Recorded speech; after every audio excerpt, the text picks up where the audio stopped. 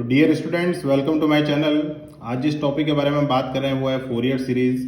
और Fourier series से related एक और वीडियो हमने अपने चैनल पर अपलोड किया हुआ है।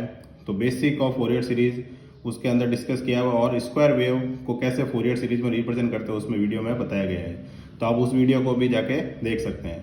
इस वीडियो में हम डिस्कस करेंगे कि अगर हमारे पास शॉर्ट टूथ वेव आ जाती है तो उसको हमें कैसे फोरियर सीरीज के अंदर रिप्रेजेंट करना है। तो सबसे पहले अगर हम बात करें कि फोरियर सीरीज का जो फॉर्मूला होता है वो क्या होता है कि X T equal to A zero plus summation के बराबर 1 से इन्फिनिटी ए के कॉस के omega not T plus B K sine K omega not T. तो ये हमारा फॉर्मूला होता है।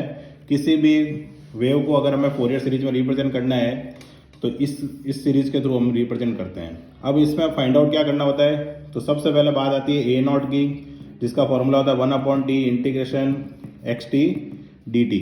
सिमिलरली अगर ए के की बात करें तो उसका फॉर्मूला होता है 2/t एक्स टी कॉस के ओमेगा नॉट टी, ठीक है, इंटू डी टी।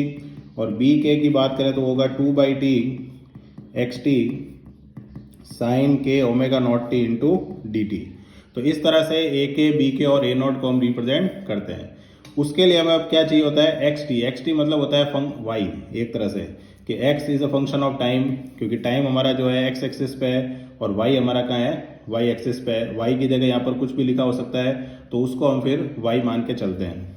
अब यहाँ पर जो मैग्नीट्यूड हमें दिया हुआ है, suppose that magnitude is a. तो अब हमें क्या करना है, सबसे पहले हमें इस फंक्शन को डिफाइन करना है। तो पहले क्या देखना है कि ये वेव फॉर्म अपने आप को रिपीट कब कर रही है। तो अगर हम देखते हैं इस 0 से t में जो पार्ट है, सेम पार्ट t से 2t में, सेम पार्ट 2t से 3t के अंदर है। इसका मतलब क्या हो रहा है कि यहाँ पर 0 से t में जो वेव है वही t से 2t के अंदर है। तो मीनिंग क्या हो गया कि वेव अपने आप को t के बाद क्या कर रही है, रिपीट कर रही है। तो इसका टाइम पीरियड यानी आवर्तकाल कितना हो गया हमारे पास, कैपिटल T हो गया। तो उससे क्या होगा कि ओमेगा नॉट जो हमें लिख रखा है उसका फॉर्मूला होता है 2π/t। टी मतलब पीरियड और यहाँ पर t का t है तो ये t का t ही रहेगा। अब आते हैं इस फंक्शन को डिफाइन करने के लिए। अब ये जो फंक्शन हम देख रहे हैं तो ये जैसे स्क्वायर वेव होती है वो फिक्स मैग्नीट्यूड पे चलती है, यानी उसका परिमाण जो होता है वो फिक्स रहता है। लेकिन यहाँ पर जो है वो चेंज हो रहा है। देख सकते हैं हम कि ए से कहाँ आ रहा है, वो नीचे की तरफ आ रहा है, यानी डिक्रीजिंग है। तो उसके लिए हम क्या करते हैं कि इसको एक रेखा मान लेते हैं, लाइन मान लेते हैं। तो यहाँ पर अगर मैं कोऑर्डिनेट की बात करूँ तो इस कोऑर्डिनेट को मैं क्या लिख सकता हूँ, t,0, और इस कोऑर्डिनेट को मैं क्या लिख सकता हूँ, 0,a, क्योंकि y एक्सिस पे x 0 होगा, x एक्सिस पे y 0 होगा। तो एक तरह से मुझे क्या मिल गए, दो कोऑर्डिनेट मिल गए। क्या कोऑर्डिनेट मिल गया, मान लेते हैं x1 y1 जो कोऑर्डिनेट है उसकी वैल्यू हम लेट कर लेते हैं t,0 और x2 y2 ये जो कोऑर्डिनेट है इसकी वैल्यू हम लेट कर लेते हैं 0,a। किसी को भी लेट किया जा सकता है, x1 y1 x2 y2, इसके ऊपर कोई बाउंडेशन नहीं है। अब दो पॉइंट जो होते हैं उसको ज्वाइन करने वाली लाइन का इक्वेशन हम जानते हैं, y माइनस y1 बराबर क्या होता है, y2 minus y1 x2 minus x1 into x minus x1। तो y माइनस y1 हमारा कितना है, 0 है, तो y माइनस 0 बराबर y2 माइनस y1, ठीक है। तो y2 कितना है हमारा, a माइनस 0, ठीक है, अपॉन क्या हो जाएगा 0 माइनस टी यानी x2 minus x1 into x minus x1 कितना है, x1 कितना है, t है। तो ये हो जाएगा y बराबर minus a/t x minus t, ये हमने लिख दिया। अब y की जगह हमारे क्वेश्चन में y लिखा हुआ है, ठीक है, तो y की जगह y रहने देना है। लेकिन जो x लिखा हुआ है उस x एक्सिस पे हमारा वेव फॉर्म के अंदर क्या लिखा हुआ है, t लिखा हुआ है। तो हमें क्या करना पड़ेगा इसको कि मैं ऐसे लिखूंगा a/t और स्मॉल x की जगह हम क्या लिख देंगे, स्मॉल t, ठीक है। अब इसको अगर मैं अंदर मल्टीप्लाई करता हूँ तो फर्स्ट टर्म क्या बनेगी, a/t इंटू स्मॉल t, फिर माइनस माइनस हो जाएगा प्लस और t से t कट जाएगा तो केवल क्या बचेगा, प्लस का a। तो ये एक तरह से y बराबर क्या हो गई हमारी, mx प्लस c। और मैग्नीट्यूड अगर हम देखते हैं इसमें m की वैल्यू जिसको हम ढाल कहते हैं, स्लोप कहते हैं, वो माइनस है। तो ऑब्वियस है ये वेव जो आ रही है वो ऊपर से नीचे की तरफ आ रही है, तो ऊपर से नीचे आती है तो क्या होता है, स्लोप नेगेटिव होता है। और दूसरा ये वेव ओरिजिन से नहीं गुजर रही है, मूल बिंदु से। अगर मूल बिंदु से गुजरती तो c का मान 0 होता, तो यहाँ c का मान भी प्रेजेंट है। तो ये हमने डिफाइन कर दिया। तो इसका मतलब हमारा फंक्शन जो हो गया y बराबर कितना आ गया, minus a/t small t plus a, और इसकी रेंज क्या है, 0 से लेकर टी, यानी कंप्लीट रेंज यानी पीरियड के अंदर वो हमारा फंक्शन इसी तरह से डिफाइन होगा। अब सबसे पहले हम क्या फाइंड आउट करेंगे, ए नॉट। तो ए नॉट का फॉर्मूला क्या है, 1/t, इंटीग्रेशन क्या लग जाएगा 0 से t minus a by T plus a into D T, यानी एज इट इज हमने वैल्यू पुट कर दी। अब इसके अंदर जब हम जाएंगे तो क्योंकि बीच में प्लस का साइन है तो ऑब्वियस है यहाँ पर दो इंटीग्रेशन अलग अलग होंगे। तो अगर मैं पहले इंटीग्रेशन को लिखता हूँ 1/t इंटीग्रेशन 0 से t minus a by T T d T, ठीक है, प्लस दूसरा इंटीग्रेशन क्या लिखेंगे 0 से t a डी टी। तो हमने दोनों इंटीग्रेशन को अलग अलग कर दिया। तो 1/t क्या हो जाएगा यहाँ पर, माइनस a बाई टी जो है वो इंटीग्रेशन से कहाँ आ जाएगा, बाहर आ जाएगा, अंदर क्या बचेगा 0 से t t डी टी, ये बच गया, प्लस a इंटीग्रेशन से बाहर आ जाएगा 0 से t डी टी। तो इसका मतलब क्या होगा 1/t minus a by T. अब इसका क्या होगा t square by 2, value put कर देंगे तो t स्क्वायर बाई 2 हो जाएगा प्लस a t। अब इस 1/t को अगर मैं अंदर मल्टीप्लाई करता हूँ तो देखो यहाँ पर t से t एक कैंसिल आउट हो जाएगा, ठीक है। तो यहाँ क्या बचेगा 1/t minus a t by 2 plus a t, t को अंदर मल्टीप्लाई करें तो t से t कट जाएगा तो माइनस का a बाई 2 और t से t कट जाएगा तो प्लस का a। तो ये हमारे पास क्या आ जाएगा a नॉट की वैल्यू। नेक्स्ट वैल्यू जो हम डिटरमाइन करेंगे वो हमारी कौन सी वैल्यू होगी, ए के और बी के की वैल्यू। तो ए के और बी के की वैल्यू के लिए सबसे पहले फॉर्मूला लगाना पड़ेगा। तो ए के का फॉर्मूला क्या है, 2/t इंटीग्रेशन 0 से t, हमारा फंक्शन सेम रहेगा, इंटू कॉस के omega not T into D T. अब ऑब्वियस है कि यहाँ पर दो अलग अलग फंक्शन बनाने पड़ेंगे। तो इंटीग्रेशन 0 से t minus a by t into small t cos के omega not t d t plus integration 0 से t a कॉस के omega not t d T. तो हमने दोनों फंक्शन को अलग अलग लिख दिया। तो 2/t minus a by T को बाहर ले लिया 0 से t कॉस के omega not t d t plus यहाँ पर a को बाहर ले लेंगे 0 से t कॉस के omega not t d T. अब यहाँ पर क्योंकि दो फंक्शन है तो दो फंक्शन होंगे तो ऑलवेज क्या होगा यहाँ पर आइलेट लगेगा। तो फर्स्ट फंक्शन इसको मान लेंगे, इसको मान लेंगे सेकंड फंक्शन। तो क्या हो जाएगा हमारे पास 2/t minus a by T.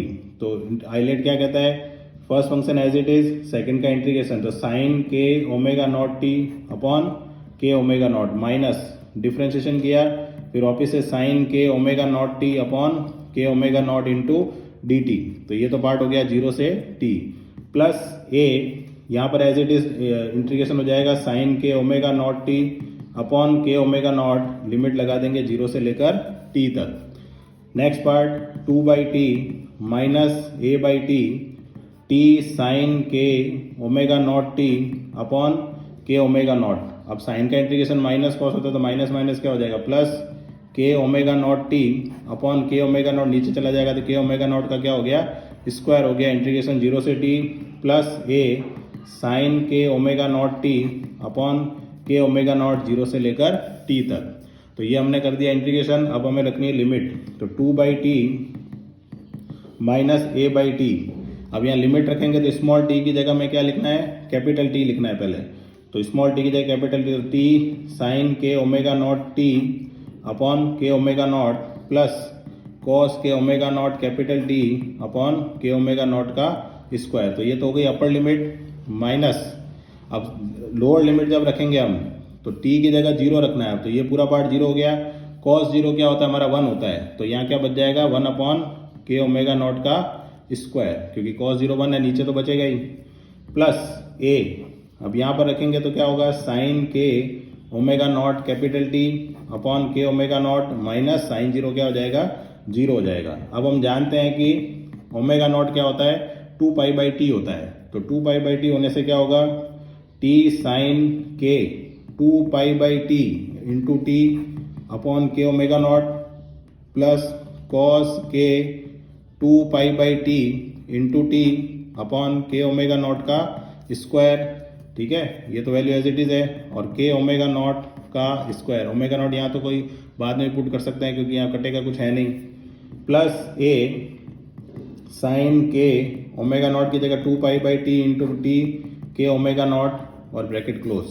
तो 2/t क्या बच गया हमारे पास अब माइनस ए बाई टी। अब टी से टी कट गया देखो, तो साइन 2 पाई के, तो साइन एन पाई क्या होता है हमारा, जीरो हो जाता है एक तरह से। तो टी साइन के 2 pi upon K omega not, plus यहाँ पे टी से टी कट जाएगा तो कॉस के 2 pi upon K omega not का स्क्वायर माइनस के ओमेगा नॉट का स्क्वायर, ठीक है, प्लस ए, यहाँ पर टी से टी कट गया तो साइन के 2 pi upon K omega naught. अब क्योंकि साइन जो होता है वो अगर मैं यहाँ के की कुछ भी वैल्यू पुट करता हूँ, जैसे 1 तो 2 पाई 3 पाई ये सब क्या होते हैं, जीरो हो जाते हैं। तो साइन के 2 पाई की वैल्यू क्या हो जाएगी, जीरो, जब के की वैल्यू क्या होगी, पूर्णांक यानी इंटीजर। और कॉस अगर के 2 पाई होता है तो हमेशा यहाँ पर सम संख्या आएगी, के की जगह कोई भी रखें, जीरो रखेंगे तो कॉस 0 1 आएगा, 1 रखेंगे तो कॉस 2 पाई, कॉस 2 पाई भी एक सम एंगल है तो उसका वैल्यू भी हमेशा क्या आएगा, 1 आएगा। कॉस एन पाई माइनस 1 की पावर एन होता है, जो कि हमने प्रीवियस वीडियो में बताया था, लेकिन यहाँ पर 2 पाई है इसलिए हमेशा क्या हो जाएगा, ये 1 हो जाएगा। तो फाइनल आंसर क्या बचेगा, 2 by T minus A by T, ये पार्ट क्या हो गया हमारा 0, ये पार्ट हमारा 1 हो गया। तो क्या बचा, 1 upon K omega not square minus के ओमेगा नॉट का स्क्वायर, प्लस ए वाला पार्ट ये भी क्या हो गया, 0 हो गया। तो ये दोनों के देखो आपस में क्या हो गया, कैंसिल आउट, तो ओवरऑल रिजल्ट नीचे 0 हो गया। तो फाइनल आंसर क्या आ गया, इसका 0 आ गया। तो ए के की वैल्यू क्या हो गई, यहाँ पर 0 हो गई। तो इस तरीके से हमने क्या करा है, ए के की वैल्यू डिटरमाइन कर ली है यहाँ पर। अब हम किसकी वैल्यू डिटरमाइन करेंगे, बी के की।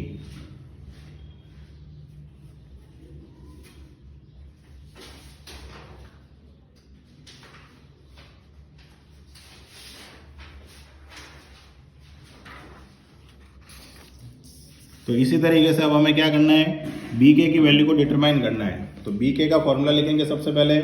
बी के का फॉर्मूला क्या है, 2 बाई टी इंटीग्रेशन 0 से टी, फंक्शन क्या था हमारा minus A by T plus A, और कॉस की जगह क्या आ जाएगा, अब साइन आ जाएगा। तो जो काम हमने कॉस के साथ किया था सेम काम हमें किसके साथ करना है, साइन के साथ करना है। तो अब हमें क्या करना है, 2 बाई टी, फिर से यहाँ पर दो फंक्शन बन जाएंगे, माइनस ए बाई टी को बाहर ले लेंगे, T sign K omega not t d t, plus दूसरे फंक्शन में ए को बाहर ले लेंगे 0 से T sign K omega not T into D T. तो फिर से हमें लगाना पड़ेगा आइलेट। तो आइलेट क्या कहेगा, T as it is, sine का integration minus cos upon K omega naught minus T का 1 डिफ्रेंशिएशन, और माइनस कॉस के omega not T upon K omega naught into D T. इसकी ओवरऑल लिमिट क्या है हमारी, 0 से t तक है, प्लस a लिखा हमने, दूसरे वाले का किया तो माइनस कॉस के omega not T upon K omega not integration limit 0 से t तक। तो 2 by T minus A by T, तो माइनस टी कॉस के omega not T upon K omega naught. अब देखो माइनस माइनस क्या हो जाएगा, ये प्लस, ठीक है, और कॉस का इंटीग्रेशन वापस से करेंगे तो ये हो जाएगा sine K omega not T upon K omega not का क्या हो जाएगा, स्क्वायर, और लिमिट लगानी है हमें 0 से टी। और यहाँ तो कोई दिक्कत है नहीं, यहाँ कॉस के omega not T upon K omega naught limit लगानी है 0 से लेकर टी तक।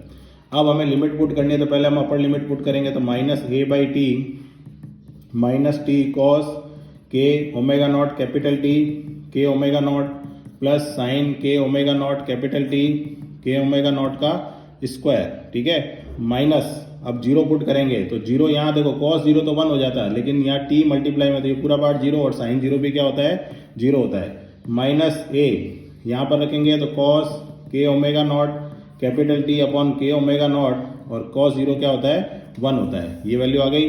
अब ओमेगा नॉट की जगह हमें क्या रखना है, 2 पाई बाई टी, तो कॉस के 2 pi by t into T upon K omega not plus sign के 2 pi by t into T upon K omega not का स्क्वायर माइनस ए कॉस के ओमेगा नॉट की जगह फिर से 2 pi by t into T और upon में के ओमेगा नॉट माइनस 1। उसके बाद में लास्ट में क्या करना है, अब माइनस ए बाई टी लिखा हमने, तो टी से टी क्या हो गया, यहाँ पर कैंसिल आउट हो गया। क्या बचा हमारे पास, यहाँ कैपिटल टी आ जाएगा,